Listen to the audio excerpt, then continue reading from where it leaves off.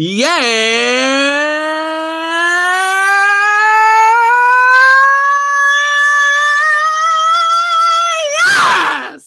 Thank you, everybody, for... Oh, man, I got a head rush there. Woo! Thank you, everybody, for tuning in to another episode of the Keeping Karlsson Fantasy Hockey Podcast, the best fantasy hockey podcast in the world, hosted by two guys own Eric Karlsson in their keeper pools.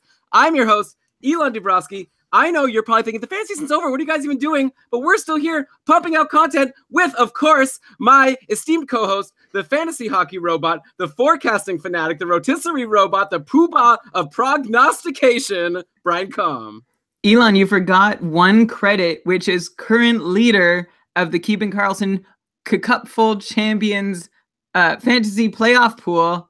There's definitely a lot of redundancy in what I just said if you take the acronym and spell it out. But anyway, hi, everyone. Hi, Elon. Thanks. We're going to be with you through the playoffs, through the off season, through the rest of your lives. So settle in and enjoy. You can't get rid of us. But of course, maybe you're getting a little sick of us now that you've been listening to us all season long. So we've brought in some reinforcements for this episode. So let me set the table for what we've got planned today. We've got here two cupful winners that you heard on the last episode. We've got Ben and we've got Jade, and they have crunched the numbers. They sent out a survey. They did all the calculations. They're the real advanced stats nerds here, and they've got an awards show to present to us. They sent a survey to every participant of the Cupful, the Keeping Karlsson Ultimate Patron Fantasy League, to survey them on who are the... Well, they'll tell you all about it, but it's going to be a lot of fun. It doesn't matter. You don't have to have been in the Cupful. We're going to learn a lot about what happened this fantasy season. So welcome, Ben and Jade. And should I say a specific person? Welcome, Ben. Yeah. And Jade, hello. Woo! All right, here we go. We're going to get this rolling. I'm very excited. Okay, before we get to everything, let's set the table. Like I said, beyond that, okay, we're going to do the Cupful Awards. Jade's got to then go play hockey. Brian and myself and maybe Ben are going to stick around afterwards, and we're going to chat about what's been going on in the first round of the playoffs. Brian will probably brag a bit more about how he's in first place in this pool. Brian, how should I have known that LA wasn't going to be able to score any goals and Vegas was just going to sweep the series? Like, I thought we decided that Vegas wasn't actually good and they were just a fluke. I guess not. That was like October. Get with it. God damn. Don't bet against Vegas. Big mistake. I'm still in second place, though. So, the two rightful people are on the top. We'll see if Ben and Jade can catch up as the playoffs continue. No, you're in third. What's that? Definitely. You're in third, Elon. Bradley's in second. Sorry, Brian, you interrupted Jade. Oh, I'm sorry, Jade. Go ahead. Four-person live show is tricky. Wow. I was just going to say, Ben and I have a strong two-player roster carrying on. So, Jade, I thought that your plan was going to be you had these guys like Giroux and McKinnon that would at least carry you to like first place after the first round, and then you just see if you fall off once your players got eliminated. Now you've got quite the steep hill to climb. But all right, Brian, you're right. Okay, let's get going. Anyways, we can't talk about. She's got her Winnipeg Jets shirt. Jets, hey man, cleared out the first round. Minnesota didn't have a chance. We'll get into all that. But let's focus on the Cupful thing. Let's also mention, by the way, they're presented by DobberHockey.com. They're also with you forever. You're never going to get rid of them. It's the top site for everything fantasy hockey. You guys know the articles every day, even throughout the playoffs. They've got all the tools. DobberHockey.com. Brian, also, I wanted to ask you one question before you start. You wrote on our Patreon Discord chat yesterday. We're doing all kinds of crazy things with technology. You were saying how you want to cheer for the Leafs, but you don't want to be around happy Leafs fans. What does that mean? Isn't that like half of our listeners? I don't know. I hadn't considered that. That was just for the privacy. No, I'm just kidding. What is I don't it? know. Like, I mean, I'm on record as saying I hope the Penguins win the Cup this year, just so there's not another fan base that turns insufferable or does not have the right to turn insufferable.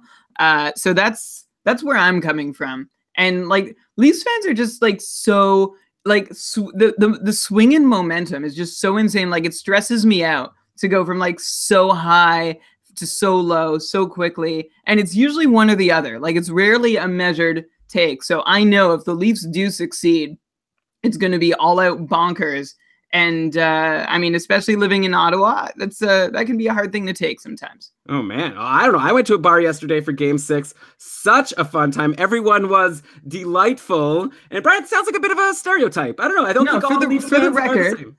I am looking for a Leafs friendly place to go watch Game 7 because I think it will be fun to partake in their joy.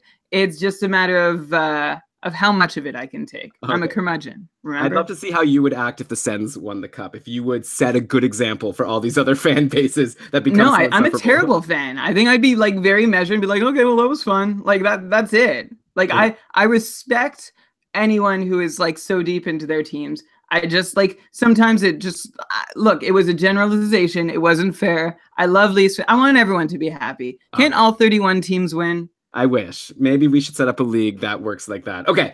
Anyways, I don't know why I just brought that up. Just to have a little chit chat before we get down to the serious business, but it is time. So I'm just going to basically throw the show here to Ben and Jade. And guys, like, take it away. I'm really excited to hear what these awards are and who won them. And then I guess Brian and I will give our takes as we go.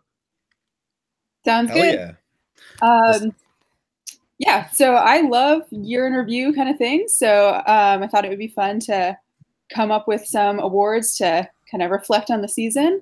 And I messaged Ben about it and he was into it. And then we messaged Brian and he was into it. So here we are.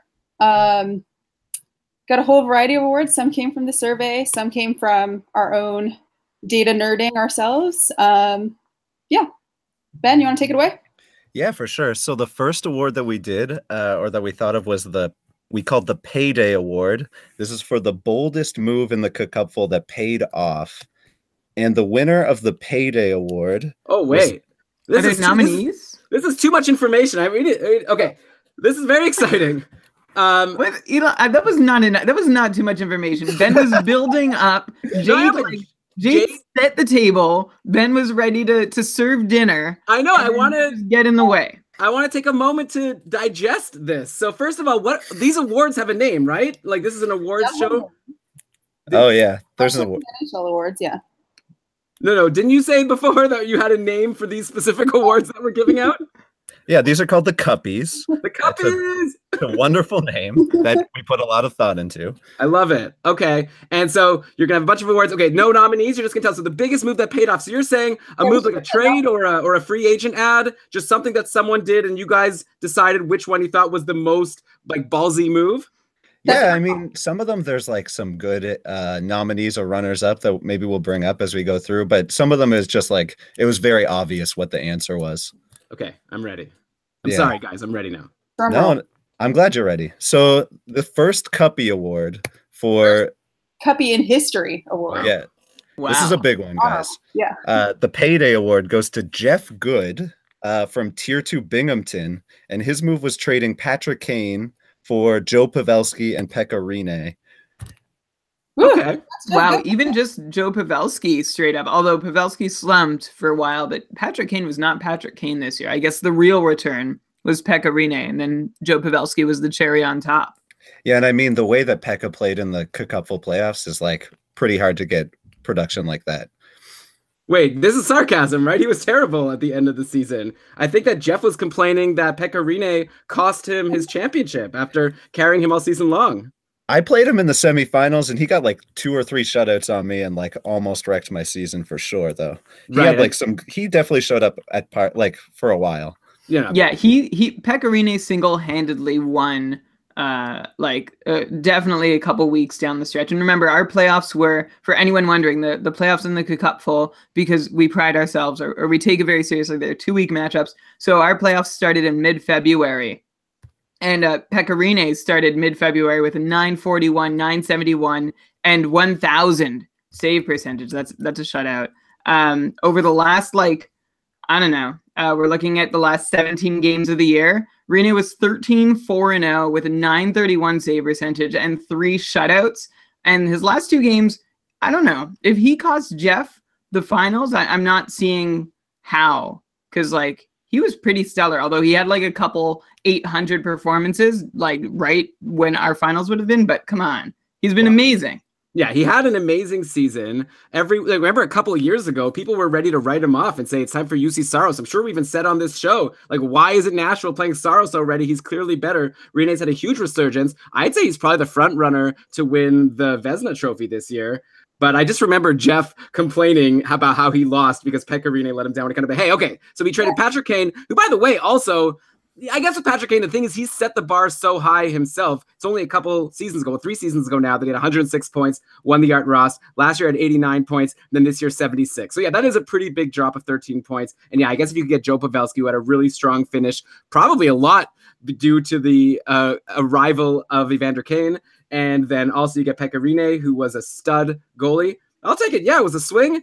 And also, I guess if Jeff was here, I'd want to ask who he picked up with that extra spot or who he dropped. You know, in a 2-for-1, it's always, I like to say when people ask us on Twitter or on Facebook, like, oh, should I trade these 2 guys for this one guy or vice versa? It's always like there's no such thing as an actual 2-for-1 trade. Someone has to drop someone. Someone has to, or gets the opportunity to add someone or maybe like bring someone out of IR. So it's fun to get the whole context of a 2-for-1. But yeah, I guess you would have maybe thought it was risky to trade Patrick Kane. But yeah, I agree. It worked out. I'll also add that Pekka Rinne, 4th in the league. Okay, Philip Grubauer, we mentioned this on the last show. Philip Grubauer just got enough minutes in towards the end of the year to qualify in this goals saved above average per 60 viz that was put together by Sean Tierney, who is known as @ChartingHockey on Twitter. I feel like I've said that so many times over the last month, but we really, I like his vizes, as they're called, V-I-Z. So Grubauer's at the top of the league in goals saved above average per 60 minutes. Bobrovsky's right behind him.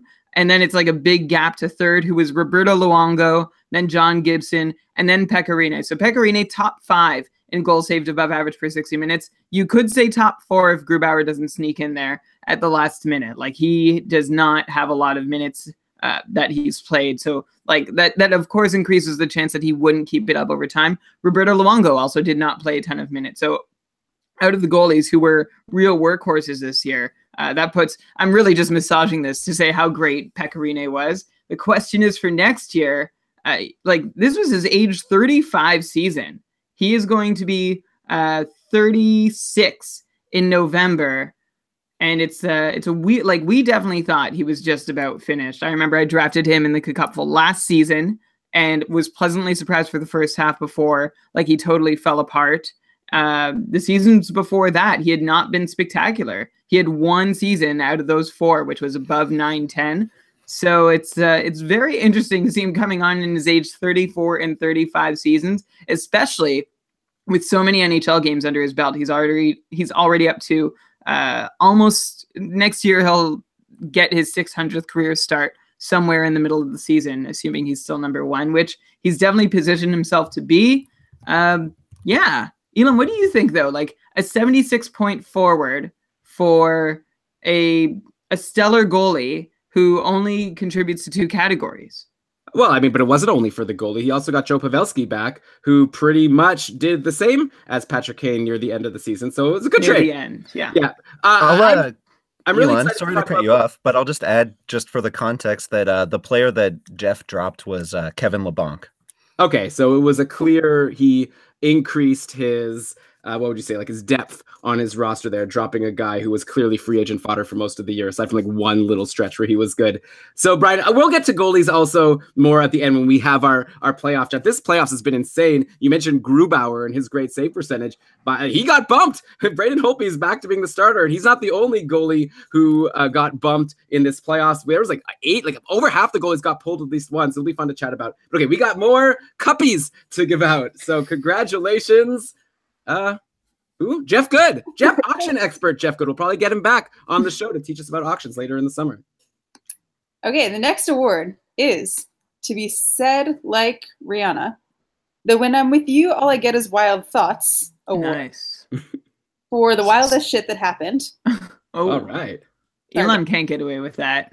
Oh yeah, Brian doesn't let me swear. He makes me I have to go put money in the cupful swear jar when that happens. And this award goes to, from Tier 5 Anton, the Healthy Scratches, who, get this, drafted Elias Lindholm in the first round. Oh my gosh. I remember that. Which was an amazing get for McDaddy, who got Kucherov with his next pick. Oh, God. Overall. And just in case anyone's wondering, Lindholm finished the year with 44 points in 81 games, which is a 44.5 pace over a full 82 games. So do you have more information here? So you said he drafted Lindholm 9th overall. How did this happen? Like, that's not an auto draft. I hope that Fantrax didn't do that. I'm really sad that I don't know who this is, the Healthy Scratches. They didn't fill out the survey and give us their side of the story. So But the most important detail about this draft is that the Healthy Scratches made the finals of their division. We weren't gonna say that because it diminishes the seriousness of this. No, yeah, that's the wild shit. I wish Brian wasn't here, but that's the wild stuff, right? I mean, he gave away his first pick, Elias Lindholm. I will say, Lindholm wasn't a free agent, I don't think, all season long in my Ottawa Tier 2 division, though as I was cleaning up for all the inactive teams all throughout the year, I very often was putting bids in for Elias Lindholm as like a top free agent. So he was available in most leagues, and to get him in the first round, like really whiff there. There must have been some technical issue. I don't even know. Like maybe, you know what was probably happening? I'll bet you he was filling up, you know, when you're drafting, you could have your little list of players, your draft list, and just have like a bunch of people there that you're going to be looking at, and then it takes from the top if you don't draft in time. It must have been something like that where they're like ordering it incorrectly, and then they should have, whoever was moderating that draft, by the way, that's a lesson for everybody here. If you're moderating a draft, you have to be cool. Like, pause the draft, give back the pick, and let's go. That's terrible. But we had that chat. Like, I remember when it happened live and we found out and we both discussed how like that would have been the better way to handle it. And just to clarify, oh no, sorry. I'm not clarifying anything, but I did find the thread where we found out that that it happened back in the Cupful Zone. This is like October 1st. We were talking about how it was a mistake and what happened. Like the person said it was an accident, active the rest of the draft, regretted it the whole draft. But the fact that they made the playoffs is that is the wild part, that you drafted first round Elias Lindholm, past Kucherov, and like everybody else, and you survived to tell this tale. Brian, yeah, your internet sort of cut out there a bit. We got to hear Robot Brian, the real fantasy hockey robot there. But yeah, you were saying that, he was able to rebound. That's very impressive. So next year, Elias Lindholm, is he once again, I mean, I'm assuming we're not going to recommend drafting him first overall next year or in the first round. But is there a finals getting strategy for it worked for him, that's true. But like, Brian, is there any light at the end of the tunnel? Like, is Elias Lindholm, we thought maybe this year he could be like a sleeper candidate to maybe get 50 plus points. Like Sebastian Aho had a great season, 65 points in 78 games. Lindholm was there with him. He seems like a talented player. Do you think he'll ever be someone that gets owned for a full this is my question. Okay, it's not too high of a bar. Will Elias Lindholm ever be drafted and not dropped for a whole season in fantasy? No. Look, I drafted Sebastian Aho in several leagues this year, and I dropped him in all of them. So if Sebastian Aho can't survive, then neither can Elias Lindholm. Well, obviously, there's different league depths in the couple. You would be you'd have to quit the podcast if you would have dropped Sebastian Aho in the. I got Sebastian Aho off of waivers in the Cupful. What? Yep. Yeah, he was. Elon, I don't know if you remember, he was ice cold at the start. Like the classic, is Carolina like just not gonna score goals this year sort of thinking that has happened. I mean, the thought we've had about about Elias Lindholm himself, I'm just looking it up, over his first 9 games, which is like 3 weeks, which is an eternity at the start of the season when you're watching like all these fresh faces churn through free agency. It's like, oh yeah, I got to pick up, I don't know, Kyler Yamamoto or whoever, Alex Pietrangelo, although he shouldn't have been available. Aho in his first 9 games, no goals, 4 assists. That's all. And then he suddenly went on fire, but he didn't score his first goal till game 16 of the season. So from someone who that's like what we were expecting to see from him, and then like he went on a short run. Like, I don't know if you're like the pain as having been a Sebastian Aho owner this year, and like I dropped, added several times. He had a run shortly after he finally woke up where he had 5 points in 14 games,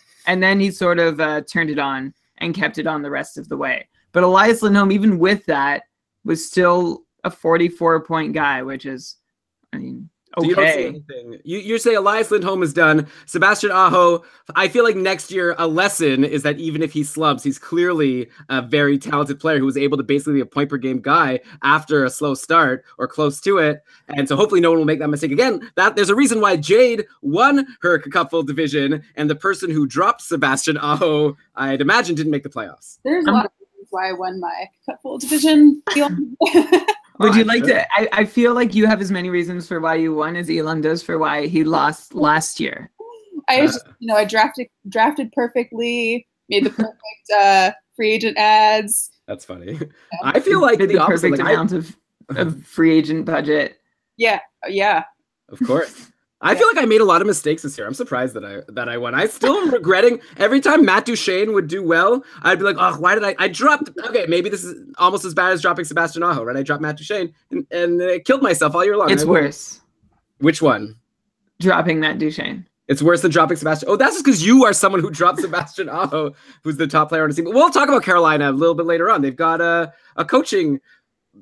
Bill Peters is gone, so yeah, and maybe I'll chat about it then. But I just, like you said, you just paraphrased me into saying I said Elias Lindholm is done, and I'm not ready to say that. Like, he's 23 and a half years old, so like he's given us 4 years of pretty much garbage, but there's still a chance that as he really hits the middle of his prime, especially if he ends up on the top line with a new coach who likes him, then that could spell good news. But I and the rest of the fantasy hockey world are pretty tired of waiting on him.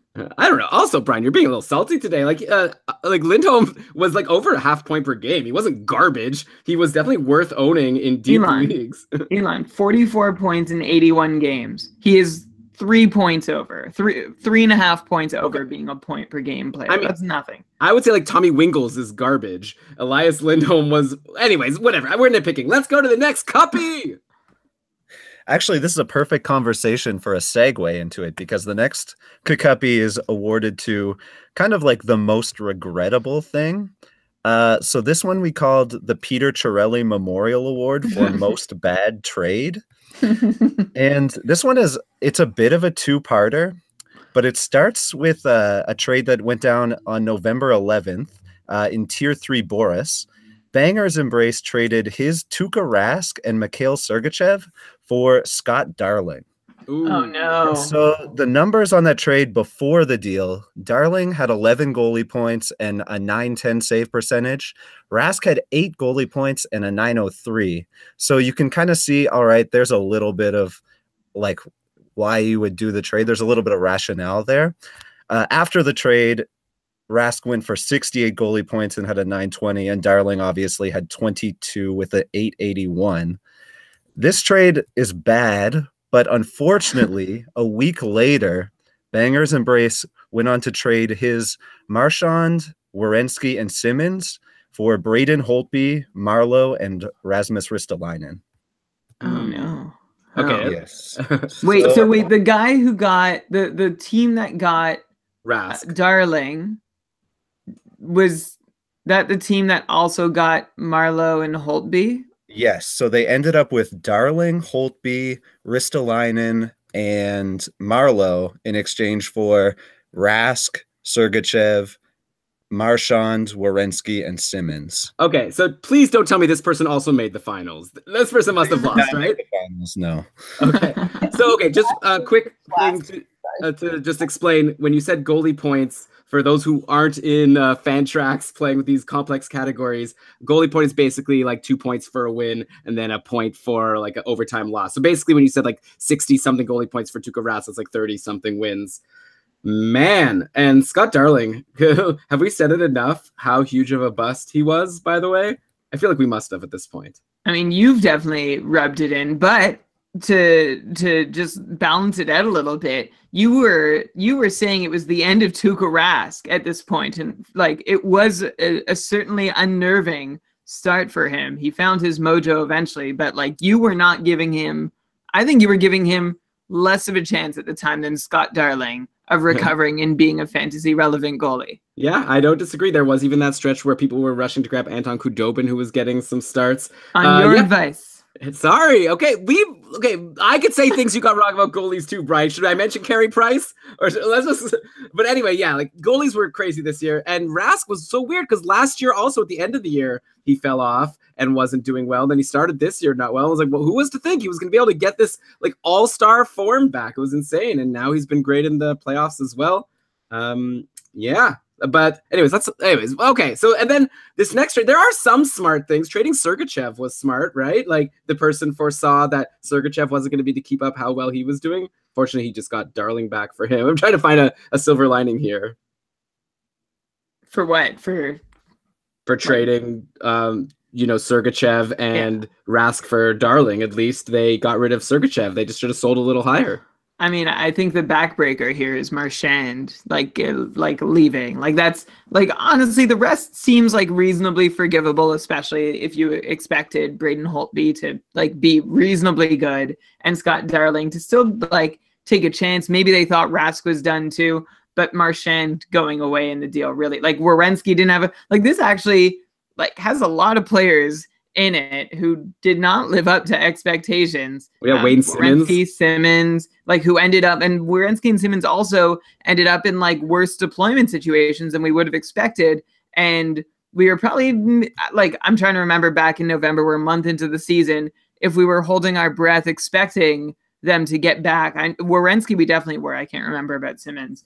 So like, I can't say it was totally unreasonable, but at the same time, Marchand alone just tilts it so far away. What award are we talking about again? Like what did this team win? This is the Peter Chiarelli Memorial Award for most bad trade. Right. I should point out also to maybe give it some credence for trading Marchand. I believe he was injured and like not scheduled to come back for like a month or something. Like Marchand was injured at the start of the year, if you recall. Yeah, he was injured, then he was suspended, and then he was injured again. It was like really annoying to own him. Yeah, but pretty amazing to own him when he was playing it. And Jade, so I'm making fun of people who drafted Scott Darling, and you apparently, that was one of your moves. You drafted Scott Darling. Your perfect draft included drafting Scott Darling, and you still won. I saw it all coming. I took him late, and I was like, I'm just going to add the hot free agent, Cam Ward, when it's his turn to start. That's what brought me to victory. So, well, yeah. The thing, a really savvy fantasy owner knows that Cam Ward is going to have a stretch of like 4 to 5 good games in a row, maybe 3 or 4 times throughout the year, and all the rest will be garbage. But if you could get those sweet Cam Ward starts, you could ride him and do pretty well. Yeah, if you play the lottery, if you play Russian roulette with Cam Ward, things could turn out well. Yeah, they could also turn out very gory. So what's going to happen next year for Carolina? Or I guess we'll talk about it with the coach. Okay, put a pin in this. I want to talk about their goalies and if the coaching change is going to help anything, or is it going to be another season where no one's going to want to own any Carolina goalies? Ian in our Facebook group keeps saying how Carolina's like the best team in the league, and it's crazy how they keep losing. I guess a lot of it must just be, at least according to Ian, I'd imagine, this terrible goaltending. Can't catch a break. If you can't stop a puck, you can't win a game, right? Yeah. That's an Elon quote right there. Put that on a t-shirt. Needlepoint that. All right. What's next? Next award. Ooh, this is a big one. All right. The Netflix and No Chill Award for the craziest trade goes to... Okay, I'm going to write this down. Why? Wait, I'm failing to make the connection between... No chill. Like, am I just not understanding how the cool people are using the word chill these days? This is a joke for 2 people. It's a pun on Blockbuster. It's a Blockbuster deal. Oh, okay. Okay, so it was I like it. Yeah, it's also no chill because it's very controversial.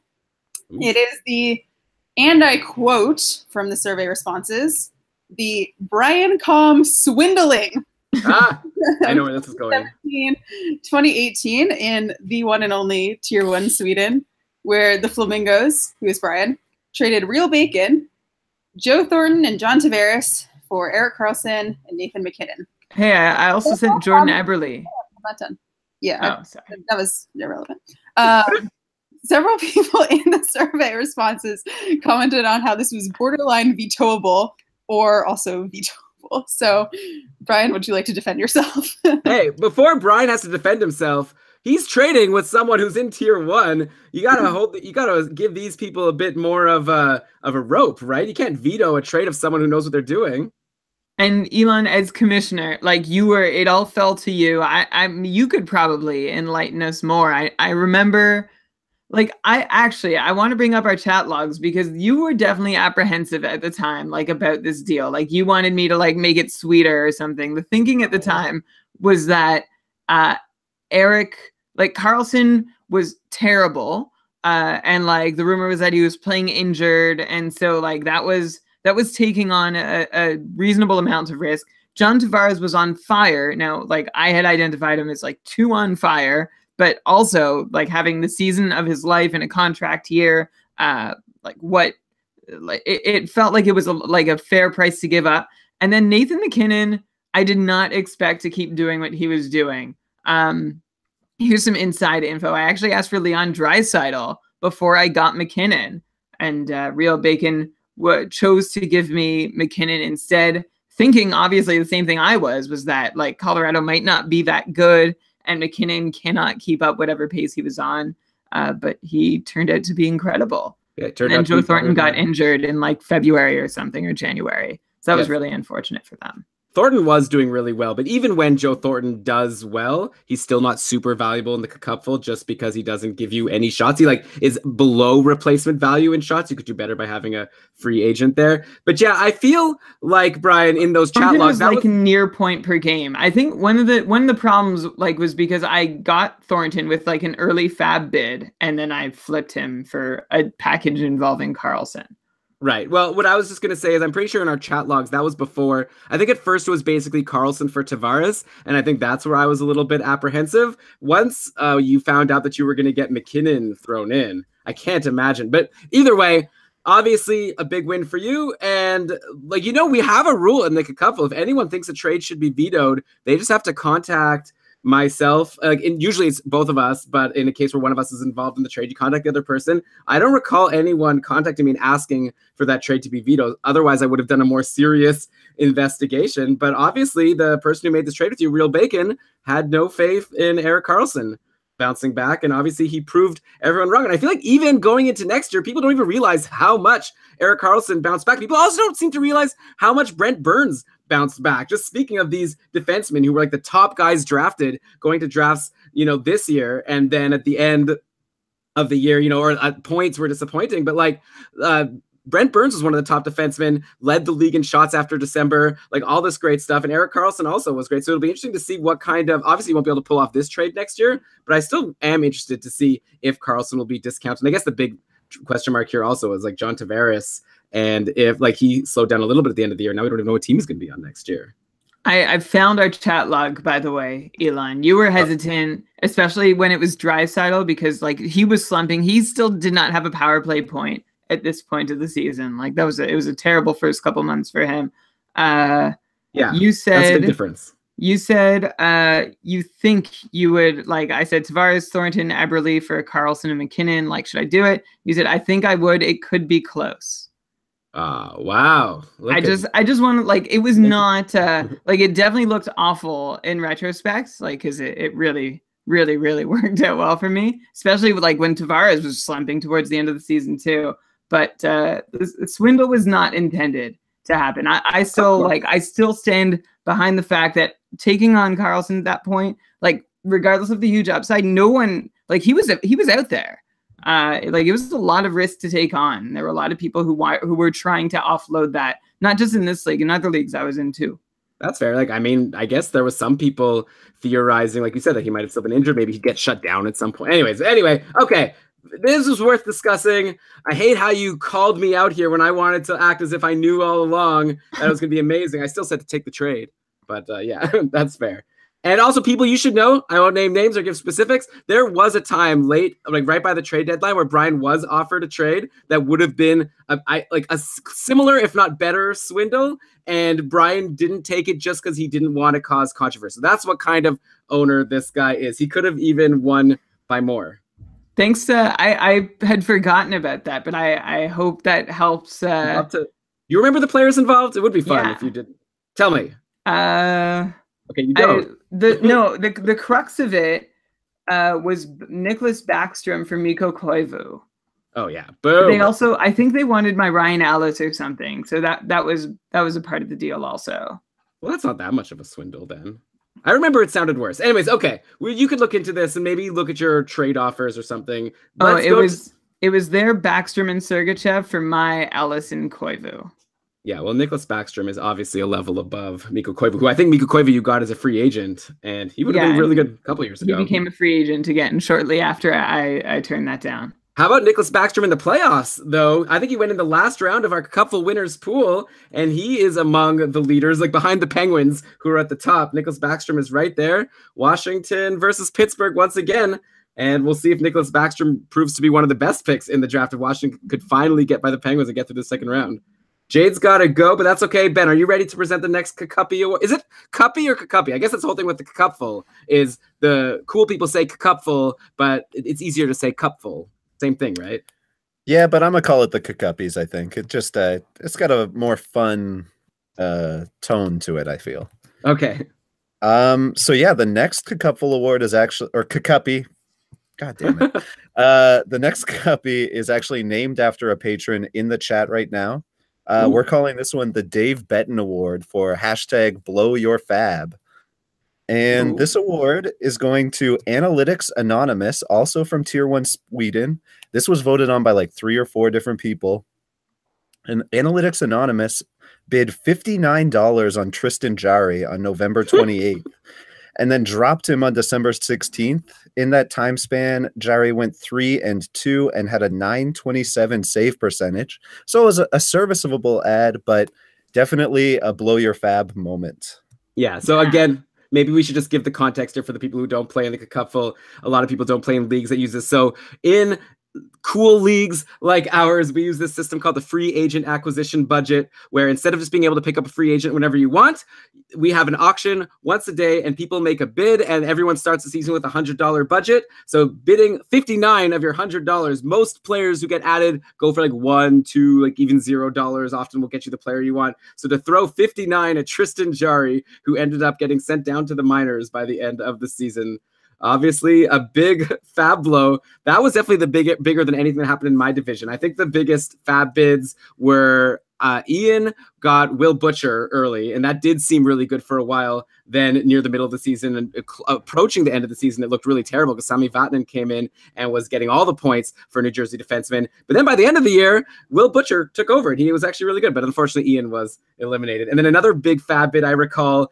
is, of course, that guy. Oh, my brain is blanking right now. What was that guy who started in Vegas and everyone thought it would be really good and then lasted? Shipachyov, yeah. He went for like $23 when the person who had him finally got tired of him not even playing, decided I'm just going to drop this guy, and then he got added, and then I'm sure dropped soon after when he got sent back to the KHL, or didn't get sent back. He chose to go back. I'll add some context from an Analytics Anonymous, like was in a pretty dark spot in the standings. And I think this was supposed to be a big dice roll. Now, like clearly there was, I'm pretty sure there was a misunderstanding or a misreading of the situation. I think that's how much. So like to spend essentially 60% of your budget to add free agents gone with Tristan Jarry is tough. There was question at the time also whether Matt Murray was going to return or not, but it was a huge gamble that didn't pay off. Ben, I'm wondering, like, did you, I was curious, that was my, like, I answered that on the survey, but I was curious to hear what were the other comparable blow fab moments? Do you have any handy, not to put you on the spot? Ben is in the bathroom now. Oh, Jade. Do you know? Do you happen to know? You guys aren't professional podcasters. You gotta go before you start. And had to consume some liquids. There wasn't any like really exciting ones. The Shipachyov one was like the other probably most notable one. But with this very small sample size, I think the lesson learned was that none of these really big bids actually worked out. It was all the kind of smaller ones. Like everyone commented in response to that, like there weren't any good $15 plus ads, except for my Sebastian Aho ad, which was exactly $15. Yeah, that's really smart. Like that's the thing I think with Fab. Like if you're trying to nail that goalie after a goalie injury, it'd be interesting to look back and see how often that pays off. Even like Carter Hutton, who probably didn't even go for a lot of Fab because sort of no one believed in him until it was too late and he got added already for like $1 or $2. But like he, by the end of the season, wasn't working out. So it's tough. Yeah, it's when those star players like Brian, how you say you got Joe Thornton, who was slumping at the start of the year, but is like a top line, top power play guy. I know Peter hates it when I say top line, top power play, but you know, like those kinds of bits, or Sebastian Aho, same thing. That's where you know that you're going to cash it. And like, by the way, that time that Tristan Jarry got added and people were worried about Matt Murray, that's also around the time that I made my bet for the Pittsburgh Penguins to win the Stanley Cup with amazing odds, and looking pretty good right now through round one. You're very excited about that bet. If the Penguins win the Cup, I'm done with this podcast. I don't need it. I'm too rich. Yeah, if the Penguins win the Cup, I'm also done with this podcast because I hate the Penguins. You brag about Elon. That was a good point you made, Elon, though, about like, or was it Jade? Yeah, no, it was, I think it was definitely Jade, where you said some of the biggest free agent wins for the most part were like the more conservative ones. Like if you find the right guy for like $3, $4, $6, like I found like that was my sweet spot for being able, like when I was really competing for someone, and that's what I'd win them on. My biggest splash, I think, this season, aside from Josh Bailey with all my remaining Fab, and then he did nothing and got injured like in the last week of the season. Aside from that, it was Henrik Zetterberg, who I spent $12 on, and like he was awful. Like he didn't do much at all for me. So I'm biased against spending more than $10 for that reason. But like if you nail your smaller, like just as in any league, like if you make the right ads at the right times, it's going to help you, and it doesn't take a whole lot of budget or pushing people around to necessarily get your way. Yeah, I mean, sometimes it just pays off to hold your Fab. Like for me, it was huge for me. Probably one of the reasons why I won. And this is not a brag. This is just like for advice or something. I had $8 left going into my finals, and my opponent Anthony had $0 left. And Patrick Hornqvist had been dropped like the day before the finals started, just because he wasn't playing, and some other team was, fighting for their life trying to make it to the finals. And so I got a $1 Patrick Hornqvist, and that's why one of the big reasons I won my finals. I had this like free ringer who pretty much got me all the shots I needed, like power play points, whatever. And if you blow all your Fab on Tristan Jarry, you don't have the opportunity to maybe get some ringers at the end. Like there's a big advantage to having more. That's the strategy of it, right? You have all season long. You have to make the playoffs. You don't want to miss out on the shining stars. But at the same time, I really do think that there is an advantage. I know Dave might disagree, but I think there's an advantage to being in the finals or the semifinals and having more money than your opponent. You get that. You get to choose which player you want over your opponent. Not only are you getting the player, but you're keeping that player out of your opponent's hands, which is really huge. Yeah, I was just going to say, I actually didn't have more money left in the finals than my opponent, but we were pretty close. But I had a lot going into semifinals, and that was really helpful, like no stress to add. But this is a brag. And I got Sam Reinhart for $1 more than my opponent. And then he got that hat trick that really helped me with that matchup. So it was the money left.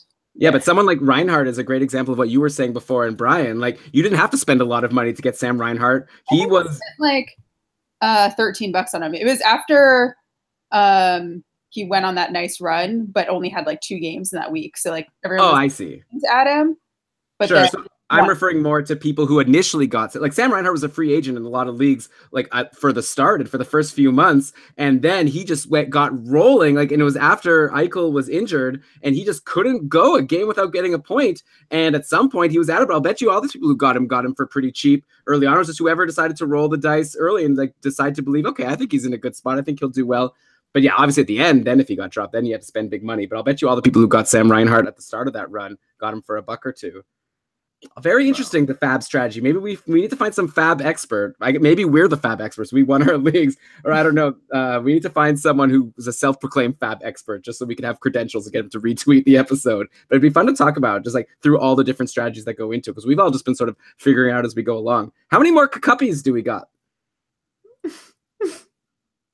We're almost done. We got well delivered, Elon. 2 left. That was a very natural. Do we got 3? Ooh, you know what? 3. Yeah. Brian, we forgot to mention our sponsor for this week's episode. Oh, good point. So why don't we just take a break from the Kakapi Awards? Aren't you disappointed, listener of the podcast, that you weren't able to get into the Kakapi Award show? It was too exclusive of a ticket. You had to be a Kakapo winner that messaged Brian and I last week. But there's a lot of other tickets that you can get, and even tough to get tickets. Going to see the Leafs game yesterday in the Air Canada Centre, that's probably that was sold out for months, but you were able to get that ticket and many others over at our sponsor for this week's episode, which are our friends over at SeatGeek. Okay, you go to SeatGeek, you look up where you want to go, and they're going to show you all the tickets. You could rank them by value. So you could choose if you want to get, the cheapest ticket. You could rank by what's just the best deal. You could also just browse around. It's really great to take out the app. It's like, oh, I kind of want to go to a concert. I want to go to a hockey game. I mean, hockey games, you probably know what games are going to be in town, but it's pretty fun. Just take out that app, browse around. That's what I love to do with SeatGeek. I do that quite often. You never know what you're going to find. And of course, with the hockey playoffs going, if you would be lucky enough to live in a city where your team is going to the second round, what better way to give a gift, like on a Mother's Day, Father's Day type thing, or whatever it's going to be? Like, what a better present than a playoff hockey ticket? Brian's laughing at me now, but I think I'm nailing this advertising read. So I'm just going to keep going and say that not only can you get great value and a great experience using SeatGeek, but you could even get an extra amount off your purchase just because you're listening to our podcast.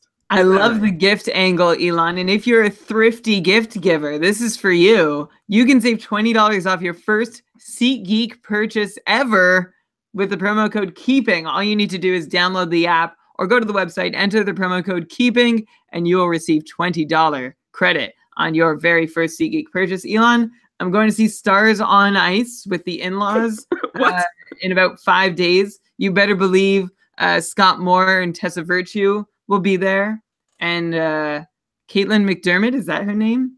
So this is figure skaters? Yeah, Elvis Stoico. Oh, I know Elvis. He's the first one to do a quad. Yeah, I'm gonna see him live, and I can use SeatGeek to buy tickets for that, but I didn't buy the tickets. Don't but say the person that. who bought them as a gift. Oh, I see. No, I looked. I browsed SeatGeek. It was so easy, and I was able to tell the person what a good price for a good seat would be. Cool. Okay. I thought at first you were saying you were going to see Stars, and I didn't hear the end of it first. And I was thinking, oh, that's what is it, 20 years ago? They were a really good band back in the day. But okay. 20 Stars years ago. Well, I don't know. How long ago was Stars popular? When did Set Yourself on Fire come out? Like 2004, 2005. They're doing their farewell tour right now. It's very topical. Oh.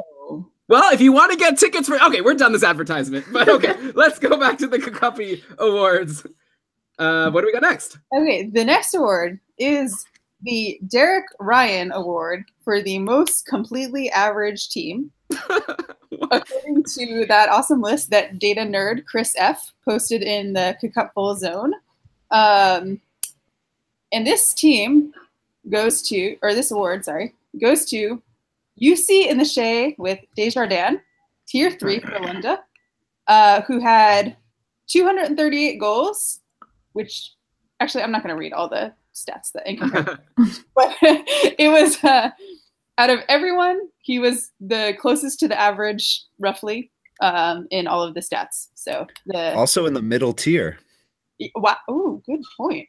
Okay, so can you just tell us? I'm curious to know what players make up an average team. I want to know do you have that available? Maybe I can find it. Yeah, just a second. Get on it.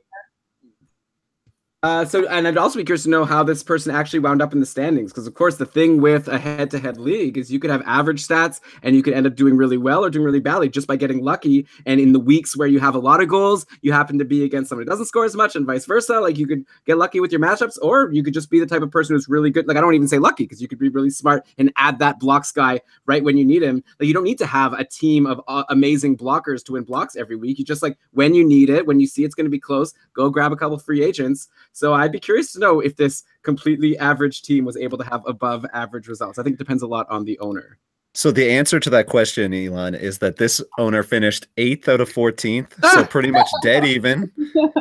And yeah, they had I'm just going to read the 50-point players they had. They had JT Miller, they had JVR. Chris Letang is 50 points, but from a defenseman, that's pretty good. Nick Bugstad had 49. Yeah. That's pretty average overall. Wow. I mean, it takes some skill to be that average. If I attempted to be that average, I'm not sure I'd succeed.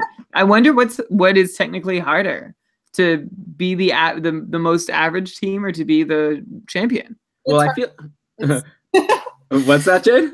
Harder to win. Yeah, I think so too. I feel like because if you're doing well, you can lose a bit on purpose and bench some players to make your numbers more average. If you're doing badly, it's hard to just all of a sudden make up that difference. So it is hard to be average. Hey, there's 204 teams or something in the couple this year. One of them had to be the most average. And what would be really interesting would be if this owner is able to do it again next year. Then we'd have to start taking notice. All right. Great team name, by the way. UC in the Shea with, what was it? Desjardins? Yeah. Desjardins. I'd say it's a good team name. I think UC in the Shea is a really great start to that team name. And then Desjardins, it doesn't sound that much like diamonds. I think you gotta, I don't say I have a better one, but I feel like that ending takes it away from me of being one of the all-star amazing names. Maybe an average team name for an average performing team. Yeah, maybe Duncan Simon with Duncan Simon would be a better one for diamonds. Simons, yeah. That's it. This is a perfect segue, though, so I'm going to jump in. Our next award is the Nat Dominicelli Award for Best Cupful Team Name. All right. Nat Dominicelli, a player from the 90s for Calgary, played on my favorite AHL team, the St. John Flames, when I was a kid. When I first bought a PlayStation and I got NHL 99, he was like the star for my franchise, Calgary Flames. Very exciting. Hell yeah. Brian, by the way, name. I have to throw this out there. Dustin in the chat room, Brian with the subtle humble brag. Wow, it would be so hard to be average and not the best. Not sure you could do it. That wasn't supposed to, I still don't, is that a humble brag? I mean, I don't know. You're trying to talk about how hard it would be for you to be average. It is hard for you to be average. You won your Cupful League Tier 1. You freaking are winning. Oh my gosh. Get out of here. I don't want to talk about it. You try to call me out for humble bragging and then build me up, and soon you're just going to tell me I was wrong about something. So how about we continue with the Cuppy? For the best team name? Is that it? Thank you. Yeah, the Nat Dominicelli Award. But I didn't win anything. No, I always thought it was Dominicelli. We got 2 awards. I'm going to trust that you're right, though, having been a fan of the team he played for. Although I did hear Jim Houston say his name ad nauseum. All right, let's... Yeah, I mean, you've heard his name said out loud. I definitely was reading it on a program as a 9-year-old, so I feel like we're both unreliable a little bit in this regard. The H is silent in Nat. Yes. Okay. Yeah. So who had the best so we just we compiled, this one was actually done a little bit more scientifically in that Brian, Jade, and I voted on this one, and we did a top 10 and we narrowed it down to the top 3.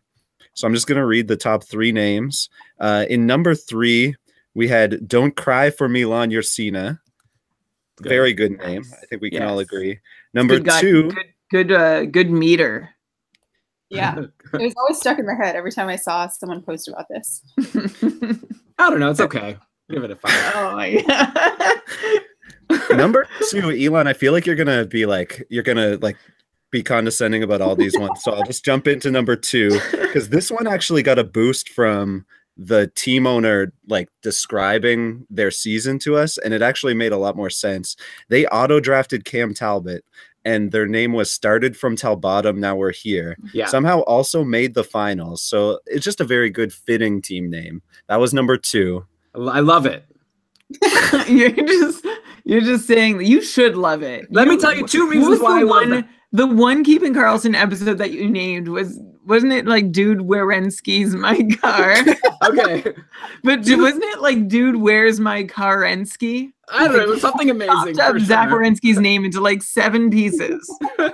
That's what makes it fun. But okay, Milan Ursina is not in the league anymore, and Don't Cry for Me Argentina is not a popular song. So starting from Talbottom while you're here meets both of the criteria that I consider to be important in a team name.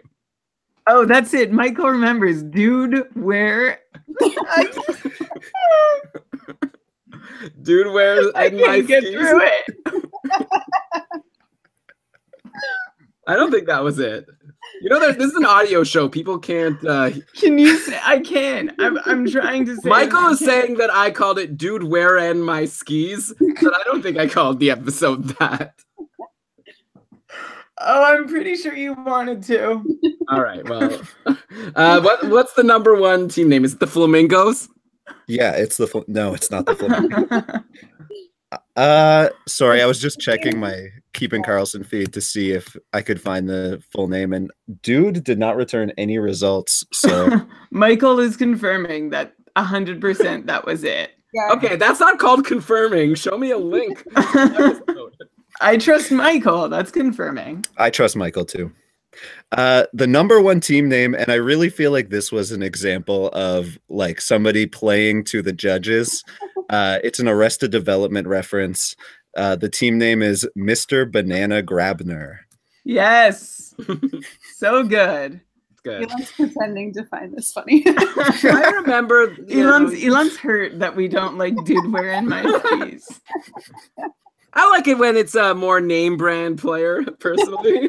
Michael Grabner, not on anyone's fantasy team, but I mean, I think, but it's so like it's a solid reference. It uses solid pop culture reference. It uses a hockey name in like not well, you know my parameters for being good name. Like you don't, it doesn't have to. It's some level of highbrow or definitely not lowbrow. And like the reference it's making is so funny. Like anytime anyone who doesn't know from Arrested Development, Mr. Banana Grabber is the character that Job creates and licenses and then tries to like peddle and sell or include in any sort of negotiation. I guess you had to be there. Okay. Why would you just recite the entire episode to give in the first episode of Arrested Development? No. But so good. I would like to, like, that's something that I would like to see a picture, like the team picture to go with the name. He wouldn't. I'm trying to be like the narrator, like, oh, it was so good. Oh. Like, it wasn't. Good one. All right. Well, it wasn't that good because I had to explain it. I'm thinking, Jade and Ben know this. I at some point I felt ambitious for whatever reason and started ranking every team name and coming up with like comments that I was amusing myself with. Never sure I was going to release it, but maybe I will. You'll see my own rankings in there. So maybe I don't know, Elon, keepingkarlsson.com/names. Maybe it'll be up, maybe it won't be. No, it will be if you send it to me. Well, Brian, you'll do it. And there's some good ones though. Can I rhyme off a couple others? Just a couple, because like to be honest, Brian, before you name them, I should say that I talked to my brother who listens to our podcast, and he said he turned off the last episode because we were saying team names for like 20 minutes. I think that we've given people their fill of team names, so I don't know how much longer we want to get into that. Okay, we had Good Kid, Sod City.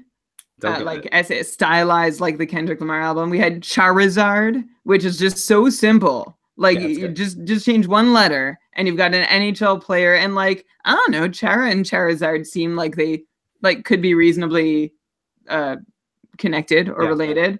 Good. And then my other top choice was in all lowercase, my girlfriend is annoyed with this. I liked that one too. Yeah, that was top 5 in our voting for sure. And my top one was a glulick, which what was that one? I did not understand. I just looked it up. In Inuit mythology, a glulick is a spirit that lives underneath the ice and gives aid to fishermen and hunters. I just thought it was beautiful. That's all. That's nice. That's another couple winner, by the way. That's Anastasia. Oh, cool. Okay. So that was so fun. I didn't win an award, but I really enjoyed it. Last award. Yeah. Okay, this is it. The final copy of the inaugural award season, 2017-2018, is the Heart of a Champion Award. No, this is not an actual thing, right? Yes. You're just you know where your bread is buttered. Like, this is you trying to jump a tier with Elon. Oh no! Just relax. Okay, I'm getting upset. Elon wants this to be all about him. Don't worry. What are you talking? This goes to someone who has excellent taste in Broadway music, as I just learned from the chat. Ben, you want to announce this? Oh. I'm announcing this because Jade doesn't trust herself to say the name. But wait, what's the award for? for just being amazing. Heart of Gold, Neil Young. Yeah, this one goes to a patron that is near and dear to all of our hearts. This one goes to the Heart of a Champion award. Goes to Mathieu Gosselin. I hope I said that name right. What did Mathieu do to Yeah, I'm so confused. Elon's really mad now. If you're going to make up a random award and not give it to him, you better have a good reason why. I love Mathieu. I mean, I beat him in that bubble hockey game that we played when we met up in Ottawa, but I still think he's a champion. But why? What did he do? He always reacts to my comments in the group. Oh, okay. Oh, so he wins the Heart of the Champions award for the best patron. Yeah, he's good. Ah! We've had that question on PatronCast. Who's the best patron? Now we have the answer. It's Mathieu. Scientifically. By elite panelists. We should also have a award for the best Ryan patron. That could be a whole separate one. There's a bunch of those. Yeah.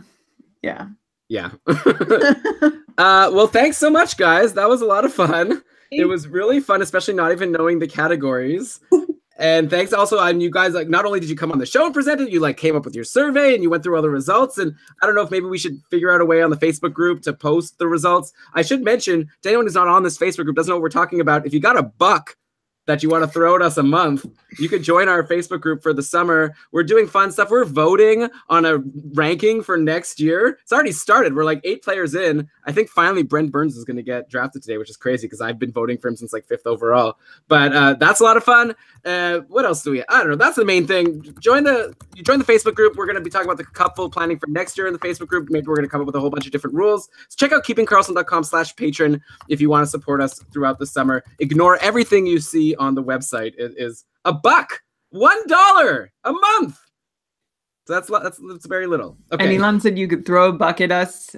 Like you can. Like if you give us $1 a month, you have permission to throw a loony at us. Actually, it would be better if it's in America. That would have a less likely chance of hurting. But if you can find Elon or I, you also one perk of joining us for the summer is you can actually throw $1 at Elon or I. Okay. That was good. That's Elon signaling that was just a total waste of time. All right. It probably was. With that, I guess let's now transition out of Cupful Awards. And Brian, you want to talk a little fantasy hockey? So Jade, okay, you got to go? Got to go. Thank you so much for having me. Talk to y'all later. Awesome. Yeah, thanks for coming. And yeah, we'll talk to you soon. Good luck in the rest of your pool. So who do you have left? Right now you have a couple Jets, right? Yeah, I think it's just like Line A and Wheeler. But whatever. They can do it. They can do it. Anyone can do it. Yeah. Okay. Go Jets. Yeah. All right. Jade. Bye, guys. Bye. Get it? I was saying like go Jets, like I want them to do well, and then go Jade, like Jade, you have to go. Oh so my God. You can't orally roll your eyes at me for my throw $1 comment and then go and follow up with that. It was a homonym. Go, 2 different meanings. All right. Okay, so we still have. I want to talk about some things, okay? So I've got 5 topics here. This is like a 5 for 5. If anyone listens to Rob C's like patron bonus content, he does a 5 for 5 sometimes. Me, you, we got Ben here. Number 1 in the 5 for 5 of things I want to talk about from most of this stuff is from the playoffs. Some of it is just conversations we've had in the Facebook group that I found interesting and I wanted to get some more of your thoughts. Brian, number 1, can we talk about these goalies in the playoffs and how insane this has all been? These are all goalies who have been pulled in at least one game. Okay, Kincaid, Grubauer, Frederick Anderson, Elliott, and Mrazek. Okay, didn't get pulled in a game. He came in and finished a terrible game, then didn't get to play again, so he could be an honorable mention on this list. Okay, Connor Hellebuck, Pekka Rinne, John Gibson, Dubnyk, Rask.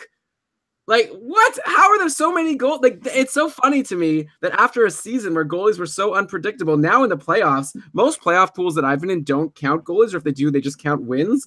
But, like, to me, I've never seen anything like this before. Also, Bernier got injured, so Andrew Hammond came in, and he actually won this game on the road. And then Ian tweeted at us saying that Andrew Hammond is a much better goalie than Frederick Anderson. Of course, then both of their next games ended up, making an argument against that. But Brian, like, any thoughts in general? Also, let me point out that there were also goalies that took over. Like, so Holpe, Schneider, and Neuwirth all stole the starting job midway through the round, which is something you don't see very often. And I guess, of course, Andrew Hammond, though that was due to an injury. Like, I don't know, just any general thoughts about all of this goalie craziness in the playoffs? Or is this just continuing on with what we saw in the season, like there's nothing more to add except to say goalies are crazy and there's nothing you can do about it. Well, Holtby and Schneider stole the job, but the job also had belonged to them earlier in the season. So, like, I don't know that we can say that's a total steal. It was more surprising that they didn't start the first game than that they stole their jobs back. Neuwirth, like, if you're turning to Michael Neuwirth, I butchered his name, but if you turn to that guy, you're in trouble. And that's what the Flyers seem to really enjoy doing. So we'll see what happens with their goaltending situation in the offseason. We know Carter Hart is coming up the pipe, but I just don't know that he's going to be ready or like should be thrust in the spotlight so soon until maybe the Flyers figure out. They also started leaning on like defensemen. Like they were playing Robert Hagg a ton during the season, and all of a sudden in the playoffs, his ice time, like it was not like they were playing their older, less capable guys. Okay, but to go back to not just Philadelphia and the whole league, 27 goalies saw at least, 1 minute. So 27 goalies appeared in the playoffs in the first round. So one that says that maybe the bridge is, the gap is closing between a starter and a number two. In some cases, like you said, Elon, it was goalies taking over. But in others, I feel like when I was watching playoff games, it seemed like teams were really ready to give their goalie a rest when things weren't going well. Case in point, when or just to like shake things up in ways. I was really surprised when Boston, I think they went down 4-1 to Toronto, and they brought in Khudobin over to Rask, which was like, it was okay. He stopped all 8 shots he faced and made, I think at least one of the saves seemed reasonably difficult. But I still don't know that he would have been any better than Tuukka Rask in that position. So part of me was wondering, the same thing when Devin Dubnyk was pulled one night. Is this just an opportunity? Are you throwing in the towel? Is this game over? And you're just like, okay, my goalie's gonna take a little break and be better next time. Yeah, it does seem like they were doing that. Like when a team was going down by a lot, like you're saying, they would just like bring in the backup. Like I did think also like in the Leafs game, I think it was game 3 when the Bruins ended up winning 7-3 and they pulled Frederik Andersen after he let in 3 pretty quick goals. But then like McElhinney came in and he let in the next 4 goals. So I kind of felt like probably Frederik Andersen would have done a better job. The Leafs ended up scoring 3. So I feel like they gave up on that game. But maybe it worked out because then they gave Anderson the rest or whatever, the confidence boost or whatever being pulled does for you. And now the Leafs have roared back and we're going to have a really fun game 7 tomorrow. But it's very interesting to see. And yeah, a lot of the goalies who I mentioned aren't crappy. Like we're talking about guys who are going to the second round, like Rinne and Tuukka Rask or Anderson and like Grubauer. Well, Grubauer is going to be the backup in the second round. But yeah, very interesting. Also regarding Philly, isn't it funny how they got Peter Mrazek and he ended up doing badly? And I think Lewis mentioned in our Facebook group how also Detroit traded Thomas Tatar to Vegas and got a good slew of picks back for him, and he got benched in a game. So like Detroit, I guess the one thing they're good at is maybe identifying who on their team isn't good and then being able to trade them and get something for them before it's too late. Like both Mrazek and Tatar benched in the playoffs. It's interesting. Yeah, good for them to be able to, like, we were all wondering, like, did they get enough back, or like should they have held on to those guys given like the status of their organization? Like maybe they were still useful, but I guess you know what? Either they really evaluated those players accurately, or they got lucky. Right. It's hard to say which is which, and like we don't know that Mrazek is really this bad, although at this point he definitely like he needs to show something for us to really want to give him any kind of rope going forward. He's still 25 this time.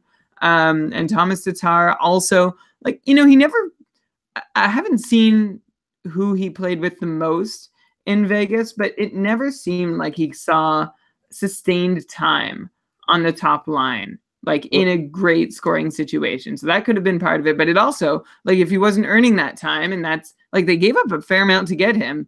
So you'd think that they would try and work him in, and just didn't happen. So good on Detroit for doing something right.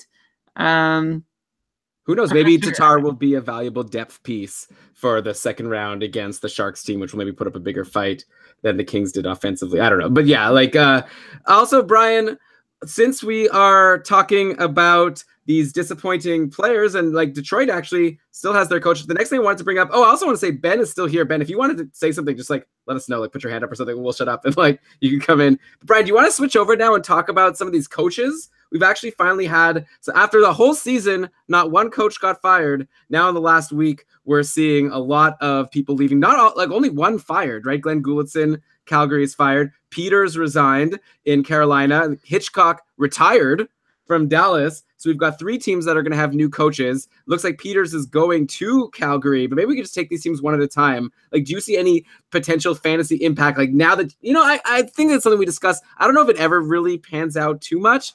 I like the one time I remember was when Pittsburgh fired their coach, and it was like a great time to pick up all the Penguins because the new coach came in and was so good, and the Penguins ended up going on to win the cup. But like if we start in Dallas, do you see any reason to expect the typical guys like Jason Spezza jumps out at me as someone who we thought still had some juice left and was completely useless in terms of fantasy this year and like didn't even crack the top 6 a lot of the time. Perhaps a new coach gives Jason Spezza another chance. I don't know. Am I just reaching here, or is there a reason to expect with Hitchcock gone? We don't know who's in yet, but is that good news for anyone?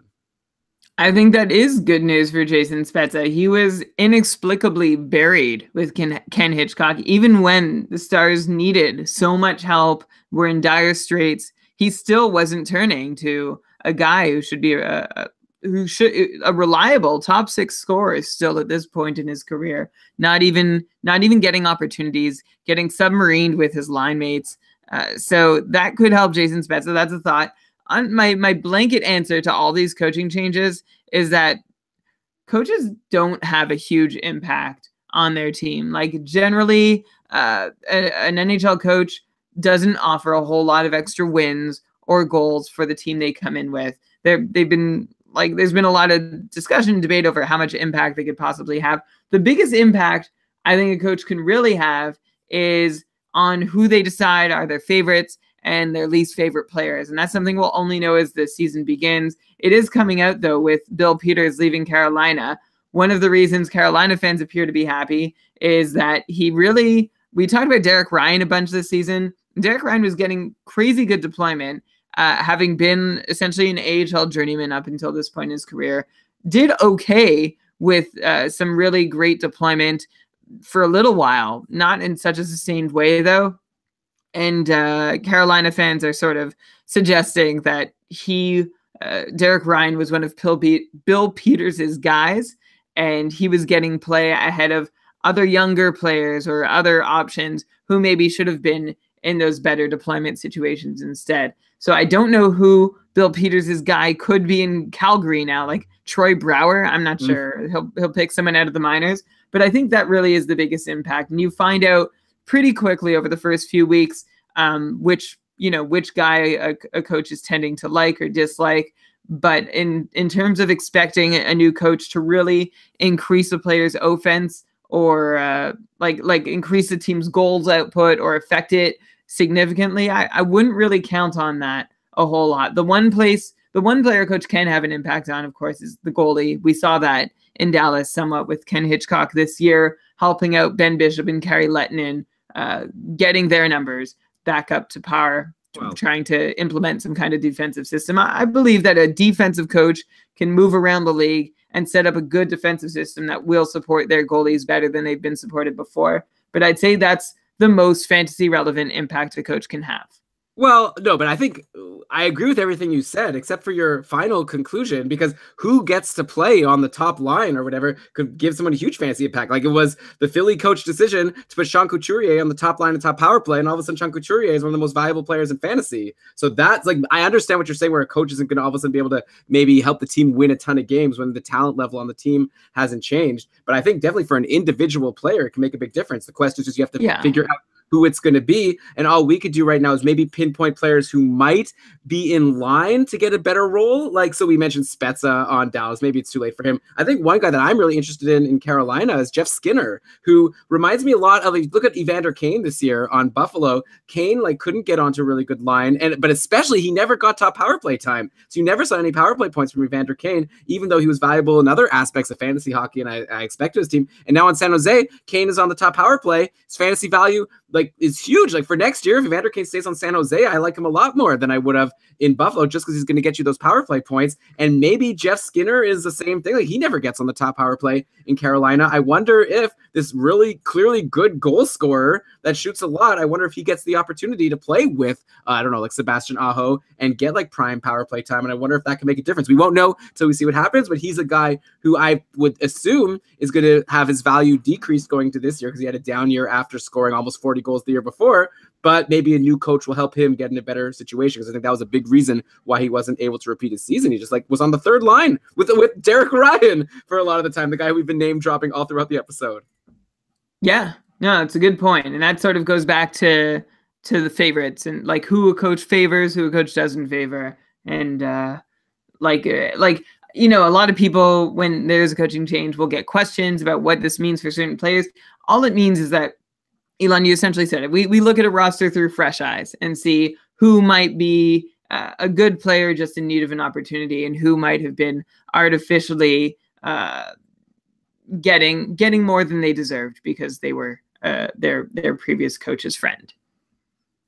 Yeah, for sure. And then, like, I guess the other team that we would look at is Calgary, who is going to have now Bill Peters as their coach.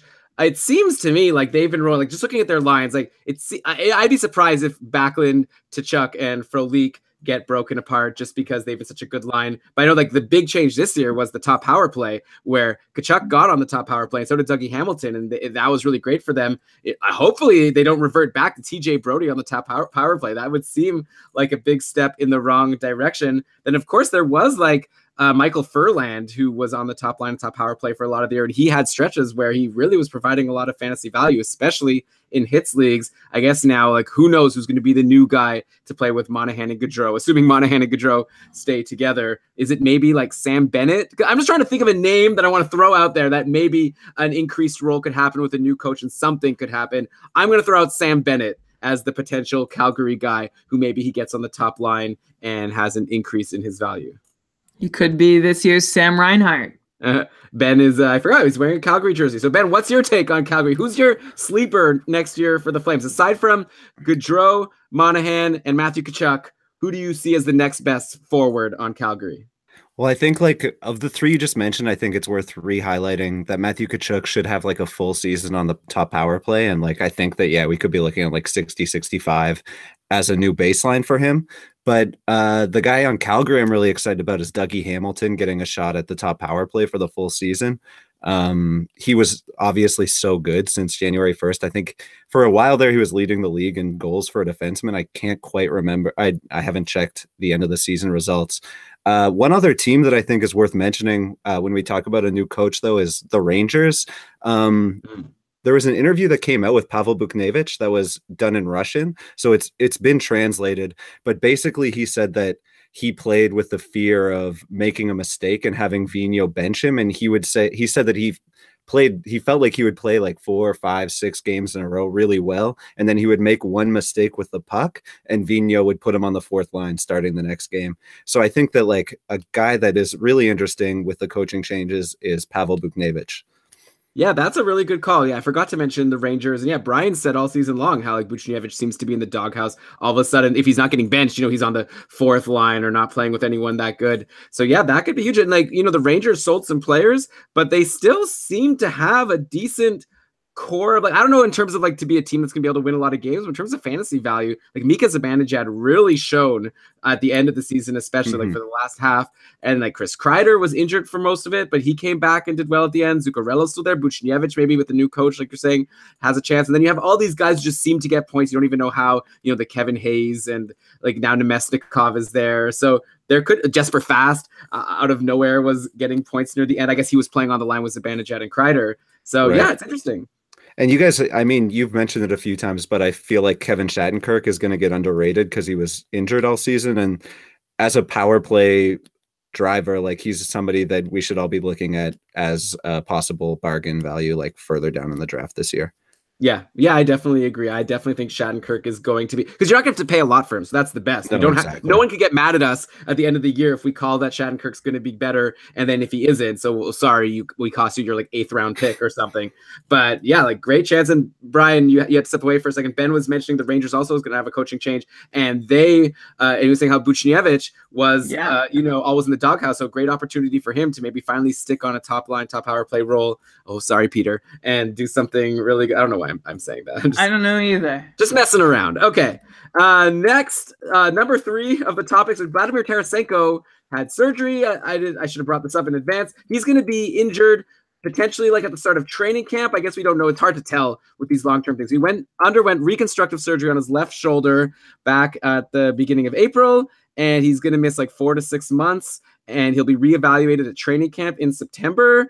And so, I mean, like, this is a guy who was drafted in a lot of leagues in the first round this year. I wonder if he's going to get bumped. Like, even if he didn't get injured, he had a down year, 66 points in 80 games at the end. And he is now not only coming off this like down year, and he's also coming off this injury. So I wonder if he all of a sudden is going to fall into a spot where he might be like underrated going to drafts. Like if you could get someone like Tarasenko like at the end of a second round, he's still like sort of the key offensive driver on the team. And unless, Brian, do you have any concerns with a shoulder surgery like this potentially hurting his ability to get back to the great player that he was before the injury? I'm not a doctor, so I cannot, I don't know. I can't recall there being a history, like a recurring thing where players who have shoulder injuries come back and struggle to recapture their scoring before whatever surgery or treatment they've had. I think, if anything, like if this does cool Tarasenko's value, I think it might just cool it appropriately. As we've mentioned a few times on the show this year, a lot of people see Tarasenko as this big, like breakout, like point per game plus guy, when that's not who he's been and that's not who we expect him to be. So I think if anything, like if he goes in the middle of the second round because of this injury that he's coming off of, I feel like that's probably about where he belongs. So Brian, let's say next year's cupful draft, who would you take between like Tarasenko and say, oh man, there's so many names I want to throw at you. Like say Nathan McKinnon. I guess you would have McKinnon higher. Yeah, I'll take McKinnon for that point per game upside. I think he's got a better, like Tarasenko. It depends on your strategy too here, right? Like Tarasenko is just about as steady as you can get from a player who you can pretty much rely on getting into the mid-70s year after year. Although we did have concerns whether or not he was actually going to finish there at several moments this year. He ended up with only 66 points in 80 games. So it does that takes away from me trying to say how steady and reliable he was. But the 3 years prior to that, 73, 74, 75 points. And I expect he can find his way back up there with a little with a regression to the mean in his shooting percentage, which dropped a little bit this season. So like McKinnon's the bigger swing. Tarasenko's the sure thing. Interesting. Or maybe a lot of people would say at this point, maybe McKinnon's proven that he's a solid, sure thing himself. Of course, then you have position eligibility, which always comes in as a factor. Lots of centers out there. Like, it's very interesting. I'm looking now at our patron rankings. We've ranked 10 players so far. I think after today, either I guess Laine or Burns will come in at number 11. But Tarasenko hasn't even gotten a vote yet. And we're seeing names here that have never been ranked above Tarasenko in the last few years, like McKinnon, Taylor Hall, Blake Wheeler, Brad Marchand. I guess all these guys now. So yeah, and I mean for good reason, and they all had better seasons. And with Tarasenko injured, so yeah, maybe you're right. And I think I tend to agree. Actually, maybe mid-second round might be a good place for Vladimir Tarasenko, like 20th, 15th, 20th overall, especially once you consider goalies, if you're going to be looking at that. But I think that, just watch him. Whenever a player comes back from injury, I always like to think of if there's an opportunity there to potentially get someone who's underrated because people are too afraid to take him. Just look at like Brad Marchand this year, came back from injury and was insane. Someone in the couple won an award for trading for him at the right time. Okay, number 4 here. This was just a chat we had on Facebook. I don't know if, Brian, you wanted to get into it again here, but it interested me. Someone asked, I wish I had the name, but it was like he was asking who he should keep between Mark Stone, Ryan O'Reilly, and Jonathan Huberdeau. and you said Mark Stone, which I just found kind of interesting. I'd be curious to get your take on Mark Stone, because clearly you're into him if you have him over those like two really steady guys. Like, I really like Ryan O'Reilly. Maybe I'm too high on Ryan O'Reilly, but I feel like he could be a solid like 70-point guy if like he's playing with, you know, a healthy Jack Eichel for the whole season. We'll see if this happens. But of course, Mark Stone this season, he ended the year with 62 points in 58 games, so over a point per game pace, which is really amazing. Obviously, that's why you're having him so high. Before that, his career high was 64 points in 80 games, and then he had 61 points in 75 games. 54. So he's been hovering around 60, 65 points. This year, he had this huge surge into being above a point per game pace. I'm just wondering, like, do you think he's going to be able to keep that up? Like, do you see him as now being a 70-point guy moving forward, or do you see Mark Stone like regressing back to closer to the 65, and you were just maybe more down on Huberdeau and Ryan O'Reilly?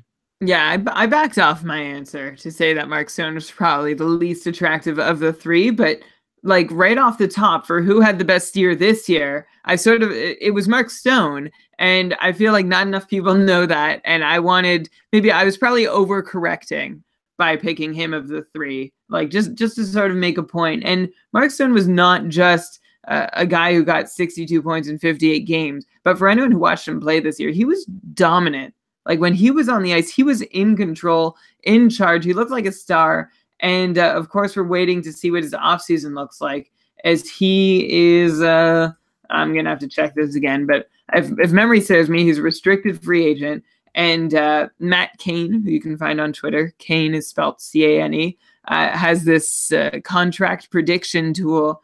And he's had Mark Stone at a solid $8.5 million contract for like the last year, which is like, what? Like Mark Stone? Who even is Mark Stone? But that's how good he's been and how valuable a player he is. And so that's what I think I was trying to bring attention with my answer. Although, again, I did change my answer to consider O'Reilly and Huberdeau, who both seem like sure things or more likely options to hit 70 points. Mark Stone this year, the reason why I'm not necessarily banking on it next year is his shooting percentage stayed the same, but his on-ice shooting percentage was way up. It was up near 11% this year compared to, well, a normal number between 8 and 9 in the last two seasons. And his IPP was up at 76% when he's been used to like being in the mid 60s, say, over the last few years.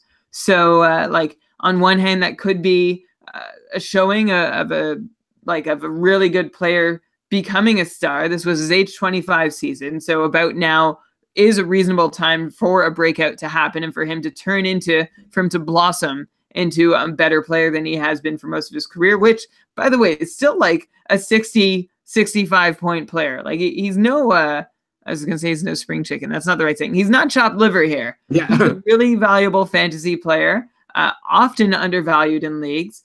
And I was probably wrong, though, to prefer him over both Huberdeau and O'Reilly. I definitely didn't bring it up to rub anything in. We'll see what happens. I think all three could end up being very close next year. I just wanted to get a little more insight. One thing I'm a bit concerned about regarding Mark Stone is I feel like Erik Karlsson being on the ice with him. I don't know if you have those numbers available, but I'd imagine, I feel like you don't even need to look it up. I'd imagine a lot of his points came with Erik Karlsson on the ice. And if Erik Karlsson doesn't remain an Ottawa Senator, like if he gets traded at the trade deadline or who knows what's going to happen next year, I can't imagine that could be good for Mark Stone, because Karlsson really does seem to be the driver of offense. And like Mark Stone is great, but if you've got, I don't know, Cody Ceci or I guess Thomas Chabot is decent, but like, you know, we'll see who he's playing with on that top power play and, you know, playing all the big minutes with. I feel like that could make a difference. So that's a little concerning, though. I mean, you have people like Jonathan Huberdeau, who I thought was a lock to stick with Barkov all the time. Then he got bumped to the second line. That obviously hurt him at the end of last year.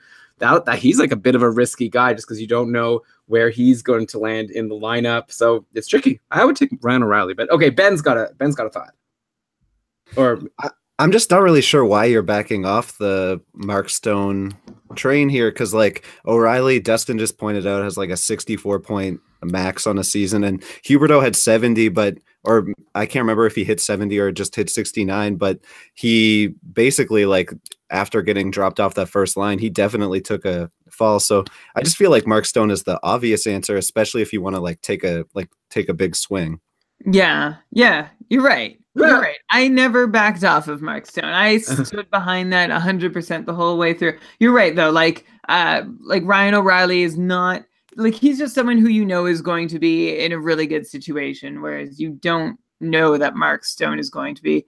And Huberdeau also, you have to hope that he plays with Barkov. Like there are pros and cons to each player. Yes. Yeah, I don't know, Ben. You're swinging me back. Now I'm back on Mark Stone's side. The thing is, with a lot of these decisions, we debate so much, and then at the end of the year, they might all be within like a couple points from each other. Like this year, clearly Mark Stone would have been the winner, and no one would have said him going into the season. So that's what makes it fun and challenging. And I think it's easier. Like these keeper decisions are really hard near the end here because you probably, unfortunately, when it's so close, you have a 2/3 chance of getting it wrong, right? Or maybe it'll just end up being even, and it won't matter who you chose. But it's a hard choice. I don't know. Go with your gut. Elon, I'm gonna fill in a detail. You said like maybe he's getting a lot of points, thanks to playing with Erik Karlsson. One of the most amazing things about Mark Stone is that that's not what happened. The most frequently scoring defenseman while I'm trying to phrase this properly. The guys who he scored with while they were on the ice, Cody Ceci and Johnny Oduya. Wow. So if he's putting up over a point per game with those two, this is, of course, at even strength, then he can probably do it with anyone. I'm not concerned if he's not doing it with Karlsson, although being on the power play together, probably helpful. Yeah, well, he had 11 points on the power play this year. So 11 of his 62 points were on the power play. So even if you take him away, he had no power play points, which is crazy, then he would still have 51 points in 58 games, which would be a really good season. So yeah, so I think my point is made here, like that underrated, Mark Stone underrated. He'll be a really good get at the draft for sure, like in fantasy drafts, because he still just does not have that name brand recognition, and he plays for a team that people just assume everybody sucks on. Yeah, well, and also maybe he'll play with Matt Duchene. Like Mike Hoffman might be underrated also at this point. Matt Duchene might be overrated with how he did at the end of the year. Tough to bet a lot on him when he's been a disappointment in the past. A lot of fun stuff to get into. Okay, but I guess we're running out of time. One last thing I wanted to discuss, Brian, was take a quick look at the playoff scoring leaders.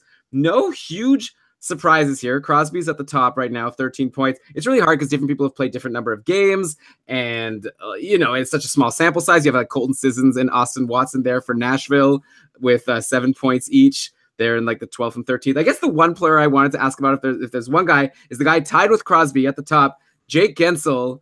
He did this last year to us, and then we all fell for it, and everyone thought he was going to be so amazing during the regular season after such an amazing playoffs, and he ended with only 48 points in 82 games. Is this going to be deja vu? Like, is Jake Gensel going to once again be the all-star of the playoffs, and then afterwards go back, and then everyone will like draft him in like the 3rd, 4th round of their draft, and then he'll go back to being like a little bit above average, but nothing too special? Or are you seeing something like, I mean, you look at these numbers in the playoffs, I'm seeing a 35.3% shooting percentage. That seems a little high. He did have 5 points in Pittsburgh's win over Philly to tie Crosby for the most points in the playoffs right now. But still, he's in a good spot. Like, he's been getting power play time. I think a lot of it is due to Hornqvist was out for a bit, and then Malkin missed some time, so that helped Gensel get some extra power play time. Are you going to be into more into Gensel after this playoff run if he continues to do this well, or is this more like a fool me once,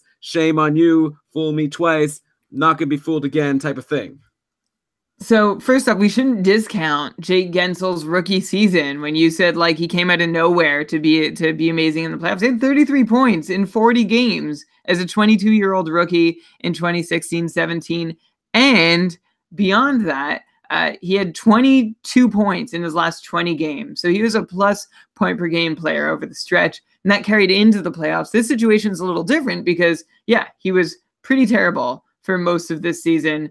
And then, although if his name's Elias Lindholm, you're calling him very successful with 48 points in 82 games. I sidetracked myself with that. I just said that he wasn't garbage. So anyway, is he for real? I think he's for real just based on, so when he was doing really well in the regular season I don't know, is it 2 seasons ago yet, or is it last year, whatever, in 16-17, he was shooting near 20%. So far in the playoffs this year, he is shooting 35% with 6 goals on 17 shots, which matches Sidney Crosby's shooting percentage, is just below Sean Couture's shooting percentage. Like, it's early in the playoffs. We're going to have these weird, crazy percentages. early on. The thing with Gensel is that he has just one power play goal of those. So you probably think that obviously his goal scoring pace is not sustainable. I'm not ready to make a call yet, but I don't think anyone doubted that there was talent there. It was just a lot of missed opportunities this year for one reason or another. So it'd be really nice to see him get back on track in the playoffs. Although even if he does that, I'm guessing that he does not get drafted as high this season as he did last year. Well, that's the thing. Like, I think the main factor here, like you say, he missed opportunities, isn't that? And sure, probably those opportunities were in practice or during the few games where he played with Sidney Crosby. Because at the end, it's annoying to have to say this and just sound like I'm repeating myself, and we're always saying the same things in the podcast. But Jake Gensel on the first line is so different than Jake Gensel on the third line. And that's where he spent a lot of the season. And now in the playoffs, he's been with Crosby the whole time. Magic is happening. Goals are being scored. So even if that continues all throughout the playoffs, then you go to drafts next year.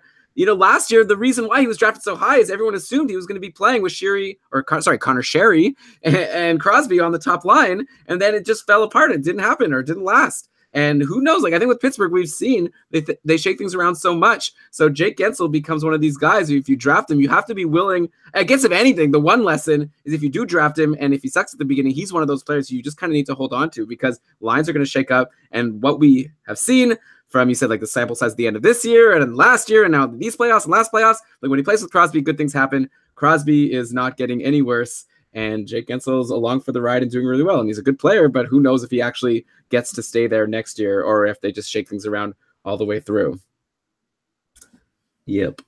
Cool. That's all I got. Did you want to have I don't know. It's been a while. We're like 100 minutes in almost. Mm-hmm. There was mention of a Survivor. Oh, yeah. Do you want to make that happen still? Sure. How about this? Let me just thank everyone for listening. We really appreciate you listening to a Summer Series episode. I hope you liked it. Obviously, this wasn't the most professionally done episode we've ever done. You say this every time. This is how we do our Summer Series. We make no apologies. Okay. Anyone who's listening has probably listened before. And if it's your first time, well, you probably loved the show. Okay.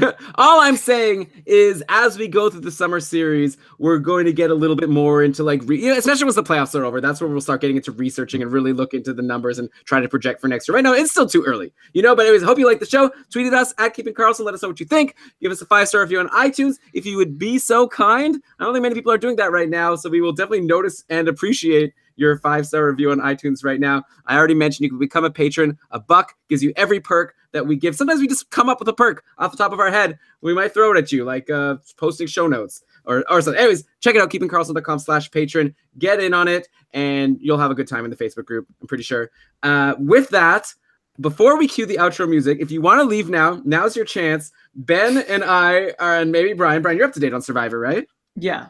Okay, we're gonna talk some Survivor up to episode. Okay, like, I don't know. We just saw the second vote out after the merge. So if you haven't watched that episode yet, up to today. Okay, up to April 24th. That's what we're gonna be discussing. We're gonna assume you've watched all of Survivor up till then. And if you don't want to listen to this conversation, then you can leave. And with that, Ben, let's chat some Survivor. Well, hang on. If someone's leaving, let me just credit Hockey Reference, Natural Stat Trick, Dabra Hockey Frozen Pool, Fan Tracks. Wait, so are we not going to do this later? Or we're going to do it twice now? Well, no. If people are leaving, I just want them to know where we got the info.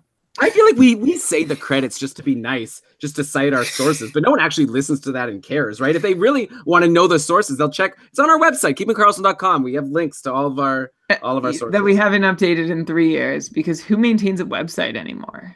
That's true. Tweet at us and we'll tell you our sources. Okay. I will say that Natural Stat Trick, I just used it for the first time when I was doing playoff pool research or bracket research, and it's awesome. I really like that site.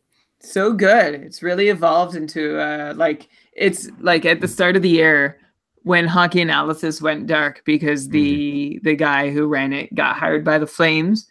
I was very concerned, and Natural Stat Trick seems to have stepped into their very easily searchable database niche thing. Them in Corsica. Yeah. So Elon, I actually asked you this question in a patron cast a few weeks ago, and you said you wanted to see how it would play out. So we're kind of further in the game now. Very curious, because I just do not understand Dom's strategy of pretending he had an idol, even though he did have an idol. Like, what is the possible purpose of doing that? Let's break this down. Like, we have to solve this together. I don't even like know where to start. So, like, it worked. Like, I mean, can we do some results oriented things? So far, things are going well for Dominic. He got Chris out. He wore that shell. I don't know though. It doesn't make sense. Like, he has the idol, and Chris. Okay, I'm just trying to work this out. Like, Chris, he told Chris I have the idol, but then he showed him a fake idol. I guess so that when he played this idol, maybe it was his okay. I got it. Ben, how about this? He wants Chris to think that he has the idol, but he wants everyone else to not think he has the idol. So that's why he was wearing it. And now, like, after this tribal council, he wore the shell. Chris goes home. Everyone sees, oh, he didn't have the idol. It was this stupid shell idol. Oh, he had a legacy advantage. Okay, he played that. So maybe now a bunch of people don't realize that he actually still has an idol. Does that make sense? That does make sense, but typically they go through such pains to explain every player. Like, they'll just show players in the cut. I can't remember what they call it. The like interview, the testimonials, and they'll be like, yes. And they'll be like, yeah, this is what I was thinking. And this is why I did this. And they have not shown Dominic explaining this idea at all. It's clearly too complicated. It's so bizarre. Usually, but in Ghost Island, their whole thing is getting into like the weeds of why players have done like previous mistakes. So this just seemed like an opportunity to be like, this is why, like, this is a really in-depth, weird strategy someone has. And instead they just like, he just didn't explain it. And your explanation is legitimately satisfying, I feel like, for that. But I'm sure it's not actually the real one. I'm sure the real explanation is Dominic is very excited to play the game. He found an idol early on. He's like all juiced up and excited to play, and then he doesn't go to tribal council. What's he supposed to do? So he goes around making fake. Now he made a fake one. I want to talk about it. Like he I don't know what he's doing, but I think his game is in trouble. Like, I think the main thing that hurt him is Wendell telling Laurel that he has an idol also. So now Laurel, who maybe was cool with working with Wendell and Dominic because, they have one idol, whatever, she could probably take them out. Now, all of a sudden, she sees that both of them have idols. She might be scared and decide to turn on them earlier than she would have. So I think that was a bad thing for Dominic that he couldn't even help. Yeah, I agree. I'm kind of just cheering for Michael now, though. He's just the most fun, and he's had some good moves already, and he's just a kid, and he's the wild card on his own, and he could go on seems like he could go on like a immunity run here. Maybe. That it's been a long time since a man won immunity. I feel like Jeff Probst, for some reason, doesn't like to bring this kind of thing up, but like the women have been last season, Chrissy, and before that there were some other women on last season. Desiree won one. Like, it's been a long time since a man won immunity, and also the season before. So it's like, I think that, I don't know what it is about, like, maybe the types of people they cast, like the different skill sets or whatever, but I wouldn't be surprised. Like, I would be very surprised if Michael could win a lot of immunities. It doesn't even seem like men are that good at winning immunities in modern Survivor the last couple of seasons. Maybe it's just a coincidence. I don't know. It depends how he is at the puzzles. Sometimes a lot of these challenges are like a little obstacle course, then a puzzle at the end. I think Kellen is really well suited as long as she could get through that obstacle course. And I don't think she's like bad athletically. She might not get to the end first, but she might be able to. Don't you think also, though, Michael, like, I like him, like, he's nice, but I like a funny player. Like, he's not funny. Like, I don't know, he's not giving me anything. So it's hard for me to cheer for him just because he seems like he's kind of boring and nice.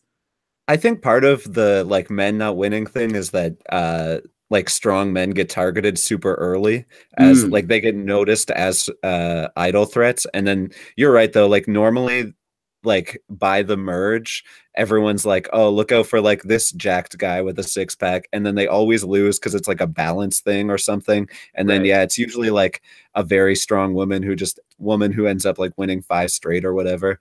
I just find Michael to be like kind of a fun underdog because he's so young. Like, the whole 18-year-old thing I find to be like a fun characteristic, and he's just like kind of on his own, has been on his own for so long. And I think he's like a likable guy. I don't find like this season is full of players who seem like very adept. Like, there's no complete player that I really like so far. I really like Kellen, but I don't know. Yeah. I picked her in my Survivor pool, so maybe I'm biased a little bit. And I like Wendell. I think he's funny, and I don't know. I like Wendell too. I guess the thing is with Michael is we could say all we want. He's going to be out soon. Like what chance? Like what could he do aside from going on an immunity run, which I don't think he will. You did make a good point though. Like last season, Cole probably would have won a lot of those immunities, but he got voted out the first time he didn't win it. And that's happened before with guys like Joe and like whatever Ozzy. So Malcolm, yeah. So that's a good point. But either way, I don't think Michael's going to win. And like it seems like who's someone who has had every vote for them in it, and and just get saved because they played an idol and then gone on to win the game. Like I guess you have Ben last season, but that was like he's not going to find it. Like I hope not. That would be annoying. Like if he just finds an idol every single time and never even. It felt like they made a rule just to make Ben win last season because they just realized that they couldn't not have Ben win. Yeah, I mean, I've definitely heard that conspiracy theory. Like, I mean, it seems like, right? Like, I'd like to believe that they're not going to ruin the integrity of the show just to, like, have Ben win over Chrissy or whatever, Devin. But it was so coincidental. Like, every time he needed an idol, he found it. Then the one time he couldn't play an idol, they changed the rules so that he just had to build a fire. It was ridiculous, yeah. And I see your point.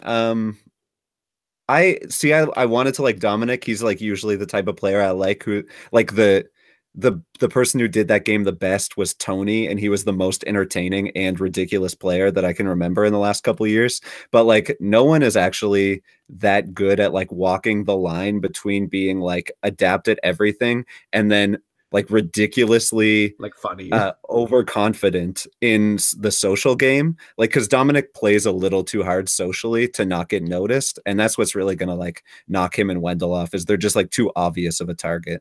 Right. And then there was like that guy last season, Ryan, who seemed to be like pretty funny at the start. Like I guess he made a lot of stupid analogies that didn't really make sense, like the sad birthday party, which I've never been to one of those. I don't even know what he was talking about. But like but yeah, and then he sort of ended up not being big part strategically. That almost seemed like the end of last season. If you weren't winning challenges or finding idols, then it's like you had no chance to win. But the thing with I think Tony, like, I think there's something Tony did that was so brilliant. I don't even know. I'm sure he says he did it on purpose. I'd love to know if he didn't. Like, the main reason Tony went so far is I feel like he was smart to keep Spencer in the game the whole time. So people were never like, no matter how crazy he was, it was like everyone thought, okay, no, we got to get rid of Spencer now. It's like Spencer and Tasha, right? And they both, one of them would win immunity. And then, then Tony would like flip and vote out one of his people. And then afterwards, everyone would probably be like, oh man, we got to get rid of Tony. But then like, when they had the opportunity, no, we got to, vote out Spencer or Tasha because they'll for sure win. And it was just like, it really worked out so well for him. It was definitely like a Boston Rob thing to like bring the GOAT with you to the end. And then it does seem like since Tony, that's definitely been a strategic move to like have the person ahead of you. I can't remember what the player was, but the year that Adam won, there were like 4 players in a row who were like really, I thought like more interesting and better competitors who all just kept getting voted out because like, and just Adam was like by process of elimination, the last one left. Yeah, like David was so good and Jay. It is like, I think they call it the meat shield strategy. They've been saying that on some of the podcasts I listen to. It's like, I got to have my meat really shield. Funny. Yeah. That's really funny.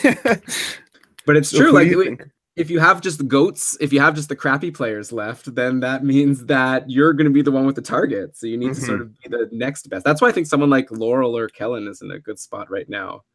Yeah, I like Laurel's game because she has like a strong alliance, but she also probably, this is a weird year because it's almost like a earlier season where it's like voting blocks as opposed to like straight up alliances. And it really feels like things are just going to like, they're just going to keep on voting out the strong, like the perceived strong players until it's like you said, like Laurel and Kellen, like people who play a little bit further under the radar.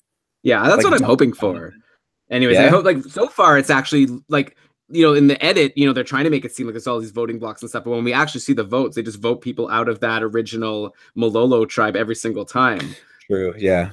They're doing except for Chris, actually. Like he just was crazy.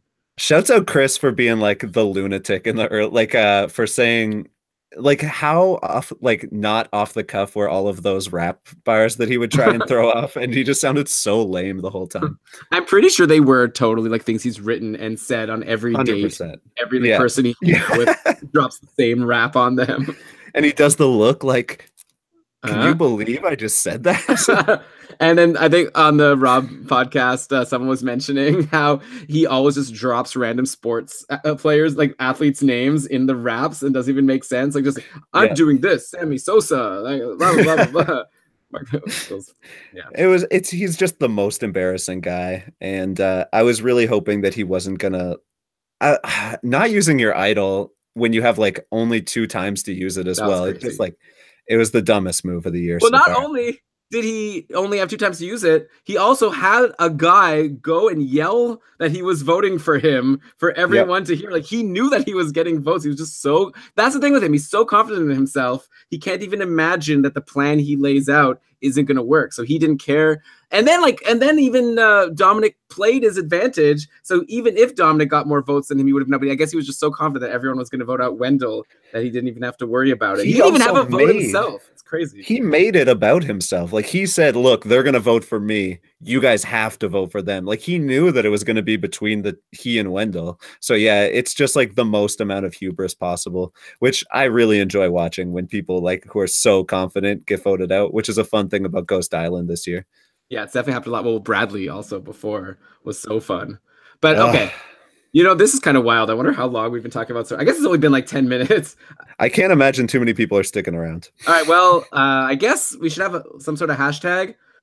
How about KK Survivor?